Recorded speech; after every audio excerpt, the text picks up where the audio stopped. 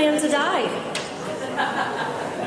Gail Rubin is an author, speaker, certified funeral celebrant, and host of the TV and radio shows A Good Goodbye, funeral planning for those who don't plan to die.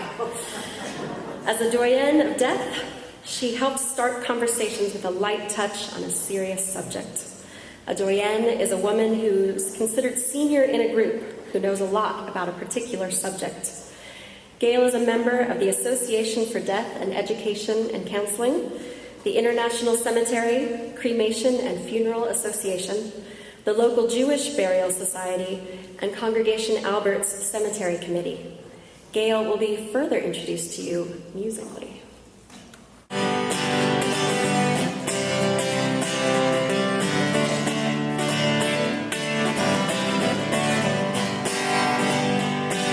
She went down last October in a pouring dry rain. Skipper, he'd been drinking, and the baby felt no pain. Too close to 3 Mile Rock, she was dealt her mortal blow, and the Mary Ellen Carter settled low. There was just us 5 aboard her when she finally went to wash. We worked like hell to save her, all heedless of the cost. And the groan she gave as she went down, it caused us to proclaim that the Mary Ellen Carter would rise again.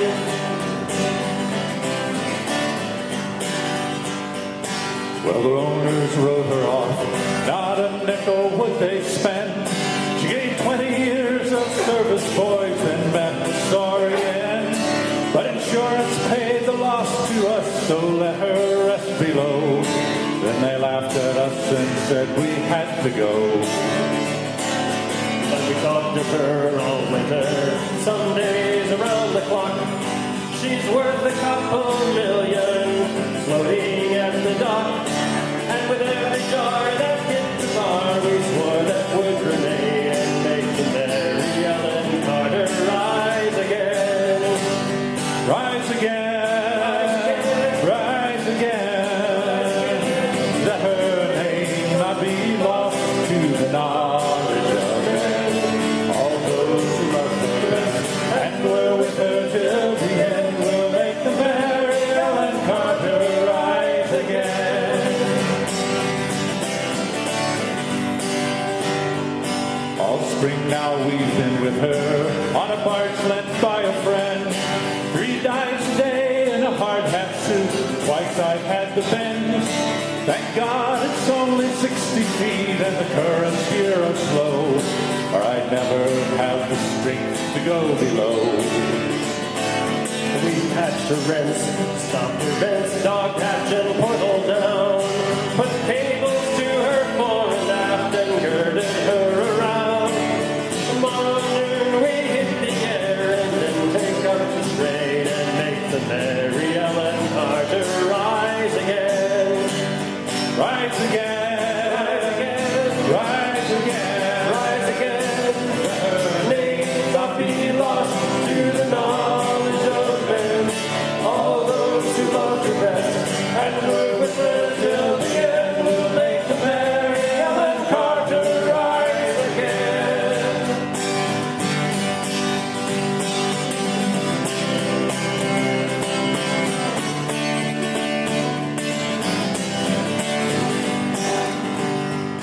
For we couldn't leave her there, you see, to crumble in the scale. She saved our lives so many times, living through the gale. And the laughing drunken rats that left her to a sorry grave, they won't be laughing in another day. And you to whom adversity has dealt the final blow, with smiling bastards lying to you everywhere you go, turn to and put out all your strength of arm and heart and brain, and like the Mary Ellen Carter rise again.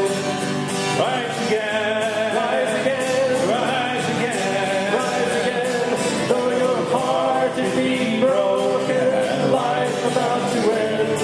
No matter what you've lost, be it a home, a love,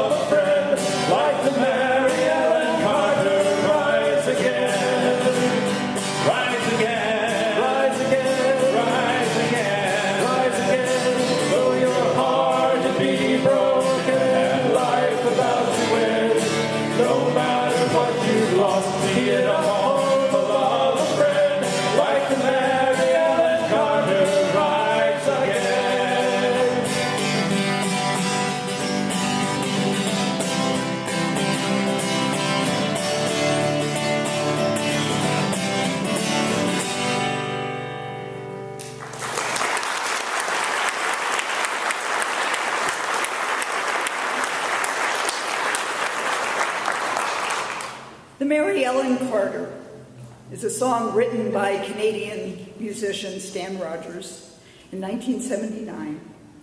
And thank you to Tom Wofford and Vance for that beautiful rendition. It tells the story, as we heard, of resiliency in the face of problems, the heroic effort to salvage this ship, the Mary Ellen Carter. Now, this is a fictitious story. However, it does have great lessons that we can take and apply to our own lives. Turn to and put out all your strength of arm and heart and brain, and like the Mary Ellen Carter, rise again. We ourselves can rise again, physically, emotionally, and spiritually. Physically, we can bounce back from our adversities. Myself, at the age of 51, I had a hysterectomy. Now, going into this operation, I'm a yoga and Pilates instructor in my spare time, so I'm in pretty good shape. The doctor said, walk as much as possible as soon as you get home. So I get home from the hospital. That first day, I take a nap, and I decide, okay, I'm going to go walk around the park. I got 4 houses down the street, and I was exhausted. But I got better. I did rise again. There are stories. Remember that commercial with the lady who says, help, I've fallen and I can't get up? I have heard legions of stories about elderly people who have fallen in their homes and been down for quite a long period of time, finally gotten up or been rescued and have gone on to recover from that trauma. But perhaps the most dramatic example of physical rising again actually relates to the song, the Mary Ellen Carter. There was a real ship called the Marine Electric, which on February 12th, 1983, was carrying a load of coal from Norfolk, Virginia to a power station in Somerset, Massachusetts. And that night, the worst winter storm in 40 years blew up the East Coast. And outside the mouth of the Chesapeake Bay on February 13th, the Marine Electric sank. The ship's chief mate, Bob Cusick, was up in the wheelhouse when it turned over, and he was trapped and underwater. He kept his wits about him because he was a snorkeler and came up to the surface. However, he was in freezing cold water. The air was even colder. He was clinging to a partially deflated life raft, and he was up to his neck in water. And there were huge waves crashing over him. And as hypothermia began to set in, he was tempted to just let go of the life raft, let go of life. And just then, he remembered the words to the Mary Ellen Carter. Rise again, rise again. Though your heart it be broken and your life about to end, no matter what you've lost, be it a home, a love, a friend, like the Mary Ellen Carter, rise again. Well, he started to sing it, and soon he was shouting, rise again, and the waves would crash over, and he would come back up, rise again, rise again. At 7 o'clock in the morning, 3 hours after the boat sank, the Coast Guard found him and pulled him to safety. He was one of only 3 of the crew of 33 who survived that shipwreck. And Bob Cusick did write to Stan Rogers and let him know how that song saved his life. And in fact, the sinking of the Marine Electric did prompt much-needed reforms in the shipping industry.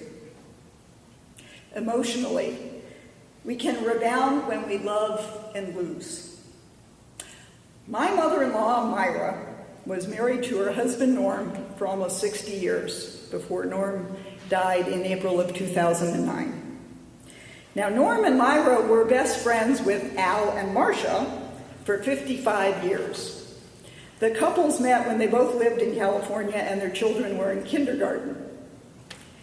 Now, Norm and Myra moved around over the years from California to New York, back to California, and then they retired here to Albuquerque. Over all of those years, they stayed close friends with Al and Marcia. Marcia died 6 months after Norm did, in November. Well, Myra and Al both went into deep depression. Myra lost a lot of weight, which she was secretly pleased about. Ask any woman over 40 if she would like to lose 10 or 15 pounds. But she hardly ever smiled. Al went and got Marcia's name tattooed on not one, but both of his arms. And he went to a Native American healing ceremony called a Naraya, which was an interesting experience, but he was not a happy camper. Myra used to talk with Marcia on the phone every Sunday, and Al took Marcia's place on the phone. And after a month or so of conversation, Al came to Albuquerque for a visit. Boom! Suddenly, Myra's smiling again. Al's in a great mood. They discovered they had so much in common. They both liked their coffee black. They both like Frank Sinatra music. They're both available. Myra went to visit Al in Los Angeles for Valentine's Day, and they've been sweethearts ever since. That summer, Al moved here to Albuquerque, and they lived together. They traveled the world. They found life and love again. And in fact, last year, on July 28th, they got married. So next Sunday will be their first anniversary. Al and Myra have risen again emotionally. And yet they still honor their first loves. On either side of the bed, on Myra's side, there's a picture of Norm, and on Al's side, there's a picture of Marcia.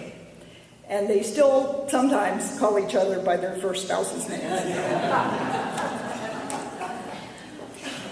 Spiritually, we can rise again when we ponder our mortality. Consider Dr. Eben Alexander, a neurosurgeon who wrote the New York Times bestselling book, Proof of Heaven. Dr. Alexander developed an incredibly rare bacterial meningitis infection. In just a few hours, this infection put him in a coma that lasted for 7 days, totally shut down his brain.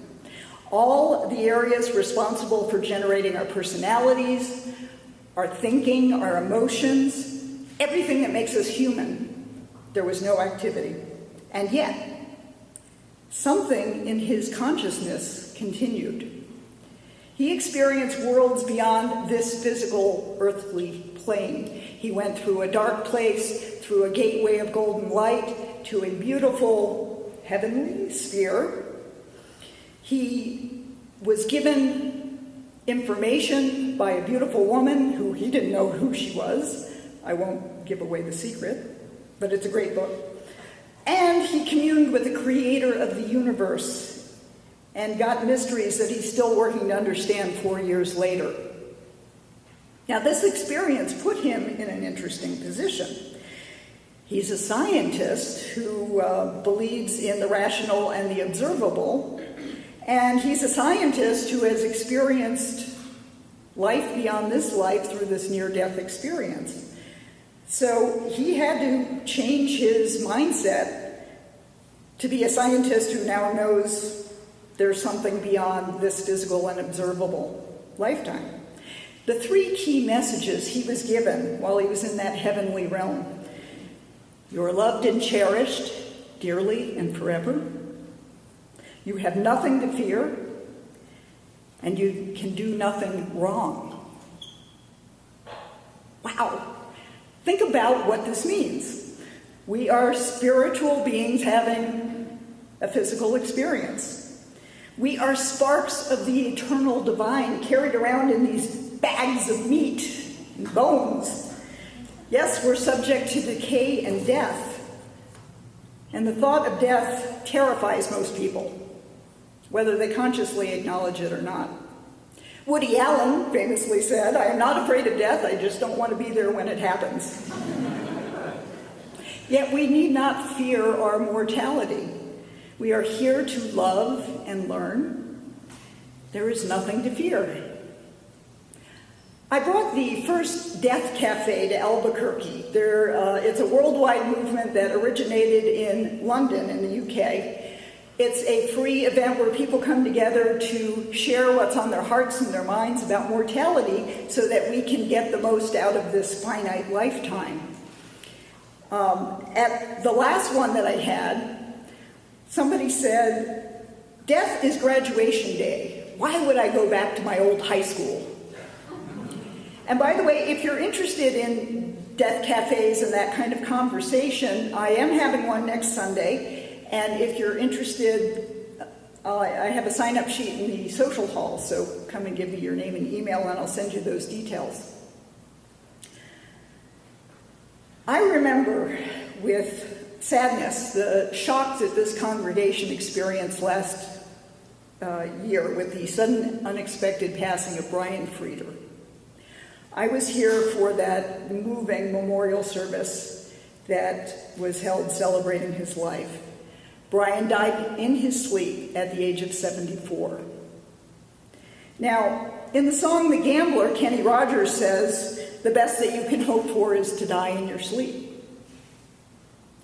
And even though a peaceful passing in one's sleep sounds like the best way to go, we still want more time with those we love. And those we love still want more time with us. As with Brian's death, we can't predict when or how our end will come. So it's vitally important to live every day as if it was our last. So spiritually, we can rise again when we forgive old grudges that we may be holding on to. Holding on to a grudge is an anchor that weighs us down. It's like taking poison and expecting the other person to die. So forgive and forget. Release the past and embrace the present. Albert Einstein said, there are only two ways to live your life. One is as though nothing is a miracle. The other is though everything is a miracle. We can rise again with an attitude of gratitude. Sure, there are troubles and injustice and ugliness in this world, and yet we have so much that is good and right. When we focus on the miracles and the gifts that surround us, they multiply. And we rise again when we prepare for our physical end, no matter our age, old or young. We all need to make medical advance directives, wills, maybe trusts, and yes, let others know how we would like our lives to be celebrated and our bags of meat disposed of. It takes great courage to consider our mortality, to take care of those details before your final deadline. And guess what? It won't kill you. I'm living proof of talking about that. You know, I've spoken at a number of churches, and I think the Unitarians are the most open folks to tackling this task. And in fact, when I was 5 or 6 years old, the first funeral I attended was at a Unitarian church for the father of my best friend, Tracy Jerichowick, when her dad passed away from cancer when we were oh so young. That was a long time ago. But talking about these things can reduce stress at a time of grief, minimize family conflict, save money, and create a meaningful, memorable, good goodbye. So it's not a matter of if, but when. And talking about sex won't make you pregnant. Talking about funerals won't make you dead. So to help you start the conversation, I actually have a gift for you. I've created a game called the Newly Dead game. It's like the Newlywed game, except the questions are how well you know someone else's last wishes. It's a great way to start the conversation. And I'm happy to email it. It's a PDF, and you cut up the cards and you make it yourself. So my email is in the program if you want to send me an email, or come and see me at the break and give me your name and email, and I will send that to you. So in closing, consider these words of Benjamin Franklin. spoken later in life at a funeral. We are spirits, that bodies should be lent us, while they can afford us pleasure, assist us in acquiring knowledge, and in doing good for our fellow creatures is a kind and benevolent act of God. When our bodies become unfit for these purposes and afford us pain instead of pleasure, instead of an aid become an encumbrance, and answer none of the intentions for which they were given, it is equally kind and benevolent that a way is provided by which we may get rid of them. Death is that way. Our friend and we were invited abroad on a party of pleasure which is to last forever. His chair was ready first, and he has gone before us. And why should you and I be grieved at this, since we are soon to follow and know where to find him? My friends, we are to walk through the valley of the shadow of death, not go into that dark place and stay there. Remember the words from the song and take them with you. Rise again, though your heart it be broken and your life about to end, no matter what you've lost, be it a home, a love, a friend, like the Mary Ellen Carter, rise again.